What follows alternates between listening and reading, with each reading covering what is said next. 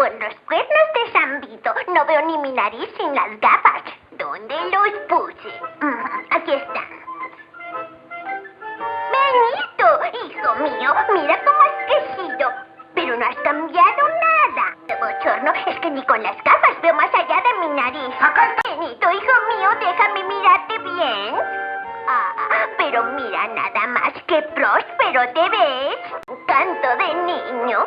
¿Y quiénes son todos estos apuestos caballeros? Cantador y poético. Oiga, ¿qué tanto dijo, Lo siento. Benito bonito, qué emocionante. ¿Ella? ¿A quién? ¿A Benito? Vaya, pues yo le puse su primer pañal. ¡Oh, qué emoción! Gracias, hijito. Digo, su señoría. Benito, ¿para qué te molestaste?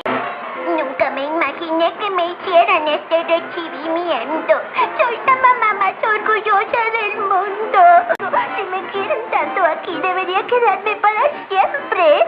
Pero yo creí que te gustaría que yo me quedara aquí. Tienes razón, hijo. Yo estaré en casa esperando tu regreso. ¿Un barco? ¿Yo? Claro que sí. Así es como debo sostenerla, Benito bonito.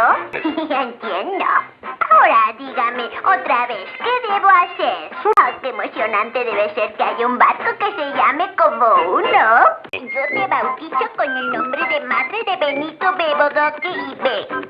Yo no sabía que tenía que votar al capitán al mismo tiempo que al barco. Vaya, qué importante suena eso.